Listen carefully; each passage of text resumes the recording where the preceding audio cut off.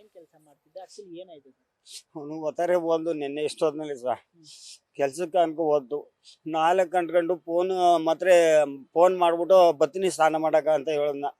ಅಷ್ಟು ಬಿಟ್ಟ ಮೇಲೆ ತಿರ್ಯಾಗ 4 ಗಂಟೆ ಮೇಲೆ ಸ್ವಿಚ್ ಆಫ್ ಆಗೋದು. ಫೋನು ರಿಂಗ್ ಆಯ್ತಾ ಅದ ಎತ್ತಿರ್ಲಿಲ್ಲ ಅಷ್ಟೇ. ಅದು ಹಂಗವ 4 ಗಂಟೆಯಿಂದ.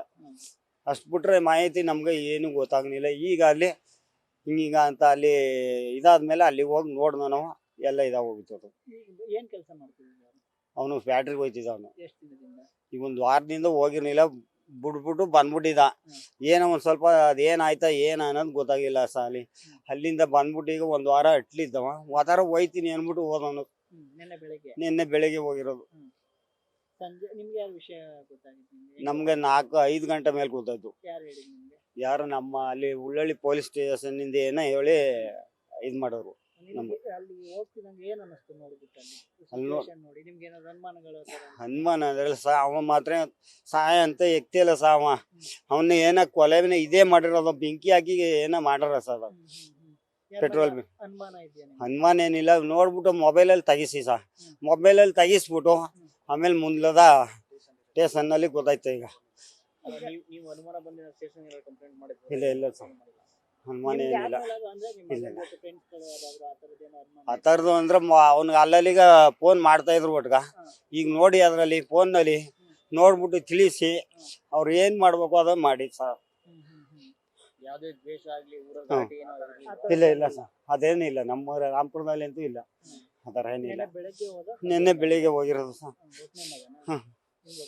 ಒಬ್ಬ ಇಬ್ರು ಅವ್ರ, ಇನ್ನೊಬ್ಬವನೇ ಇವನೇ ದೊಡ್ಡವನು. ನಮ್ಮ ಹೆಸರು ಮಾದೇಶ ಅಂತ. ಅವ್ನಿಗೆ ಲಿಂಕ್ ಜಾಸ್ತಿ ಇದೆ ಸರ್. ಅವ್ನು ನಮ್ಮೂರಲ್ಲಿ ಜಾಸ್ತಿ ಅವ್ನಿಗೆ ಲಿಂಕ್ ಇರಲಿಲ್ಲ. ಔಟ್ ಸೈಡ್ ಎಲ್ಲ ಅವನು ಜೊತೆ ಕಟ್ಕೊಂಡು ಹೋಯ್ತಿದ್ದ. ಅವ್ನ ಫ್ರೆಂಡ್ ಗ್ರೂಪ್ ಅಲ್ಲೇ ಇದು ಕೊಲೆನೇ ಮಾಡೋರು ಸರ್. ಅವ್ನ ಫ್ರೆಂಡ್ ಗ್ರೂಪ್ ಅಲ್ಲೇ ಮಾಡೋದು. ಅನುಮಾನ ಅವನು ಗ್ರೂಪ್ ಅಲ್ಲೇ ಅವ್ನು ಹಿಡಿದ್ರೆ ಗೊತ್ತಾಗುತ್ತೆ ಸರ್. ಅವ್ನ ಫ್ರೆಂಡ್ ಗ್ರೂಪ್ ಅಲ್ಲಿ ಹಿಡಿದ್ರೆ ಅನುಮಾನ ಗೊತ್ತಾಗುತ್ತೆ ಸರ್. ಅವ್ನಿಗೆ 8 ದಿನದಿಂದ ಮನೇಲಿ ತುಂಬಾ ಬೇಜಾರಾಗಿದ್ದ. 8 ದಿನದಿಂದ ತುಂಬಾ ಬೇಜಾರಾಗಿದ್ದ. ಅದಕ್ಕೂ ಮುಂಚೆ ಚೆನ್ನಾಗಿದ್ದ. ಅವತ್ತು ನೈಟ್ ಹೋಗಿ ವಾಪಸ್ ಪುನಃ ಬಂದು 3,000 ರೂಪಾಯಿ ಬೇಕು. ಅವತ್ತು ಯಾವತ್ತು ಹಠ ಮಾಡಿದವ ನನಗೆ 3,000 ಬೇಕೇ ಬೇಕು ಅಂತ ಹಠ ಮಾಡಿ ಇಸ್ಕೊಂಡು ಹೋಗಿರೋನು. ಮತ್ತೆ ಬಂಡಿಪಾಳ್ಯದ ಹತ್ರ ನೋಡೋರು ನನ್ನ ಫ್ರೆಂಡು. ತಿರ್ಗಾ ನಂಜನಗೂಡಲ್ಲಿ ನೋಡಿದ್ದಾರೆ. 4 ಗಂಟೆಲಿ ಫೋನ್ ರಿಂಗ್ ಆಯ್ತದೆ, ಫೋನ್ ಬಂದಿಲ್ಲ. ಅವನ್ನ ಸಾಯಿಸ್ಬಿಟ್ಟು ಬೇಯಿಸಿರೋ ಸರ್. ಯಾರೋ ಮಾಡಿದಾರೆ, ಉದ್ದೇಶಪೂರ್ವಕವಾಗಿ ಮಾಡಿದ್ರು ಸರ್. ಅವನು ಇದೆ ಸರ್, ಫ್ರೆಂಡ್ ಮೇಲೆ ಡೌಟ್ ಇದೆ. ಒಂದು ಫೋನ್ ಇದೆ, ಅದು ಫೋನ್ ತೆಗಿಸಿ ನೋಡ್ಲೇಬೇಕು ಸರ್. ಸರ್ ಅದು ಅವನೇ ಬೆಂದಿದ್ರೆ ಕಿರ್ಚಾಡ್ಕೊಂಡು ಪಕ್ಕದಲ್ಲಿ ಬಂಕ್ ಐತೆ, ಬಂಕ್ ಅವ್ರಿಗೆ ಗೊತ್ತಾಗ್ಬೇಕು. ಆ ಕಡೆ ಗದ್ದೆ ಕುಯ್ತಿದಾರೆ, ಗದ್ದೆವ್ರಿಗೆ ಗೊತ್ತಾಗ್ಬೇಕು. ಯಾರಿಗೂ ಗೊತ್ತಿಲ್ಲ. ಅವನು ಹೊಡೆದು ಸಾಯಿಸ್ಬಿಟ್ಟೆ ಬೆಂಕಿ ಹಾಕಿರೋದು. ಅವನೇ ಬೆಂದಿದ್ರೆ ಒಂದ್ ಸ್ವಲ್ಪ ಆ ಕಡೆ ಈ ಕಡೆ ಚಪ್ಪಲಿ ಬಂದಿಲ್ಲ, ಒಂದ್ ಚಪ್ಪಲಿ ಬಂದಿಲ್ಲ. ಮತ್ತೆ ಬೈಕಲ್ಲಿ 2 ಲೀಟರ್ ಪೆಟ್ರೋಲ್ ಆಯ್ತು. ಇನ್ನು ಬೈಕ್ ನಾವೇ ತೆಗೆದಿಟ್ಟಿದ್ದು ಸ್ಟೇಷನ್ ಅಲ್ಲಿ. 2 ಲೀಟರ್ ಪೆಟ್ರೋಲ್ ಆಯ್ತು.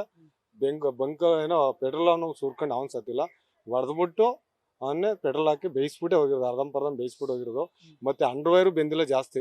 ಅಂಡರ್ವೇರ್ ಇನ್ನೂ ಸ್ವಲ್ಪ ಅಲ್ಲೇ ಆಯ್ತು, ನೋಡಿ ಸರ್ ಗೊತ್ತಾಗುತ್ತೆ. ಉದ್ದೇಶಪೂರ್ವಕವಾಗಿ ಅವ್ನಿಗೆ ಹೊಡೆದೇ ಸಾಯಿಸ್ತಾರೆ ಸರ್. ನಮ್ಗೆ ಗೊತ್ತಿಲ್ಲ. ಅವ್ನಿಗೆ ಅನುಮಾನ ನಮ್ಗೆ ಅವ್ನು ಹೊಡೆದ್ರ ಅಂತ ಪರ್ಟಿಕ್ಯುಲರ್ ಗೊತ್ತಿಲ್ಲ.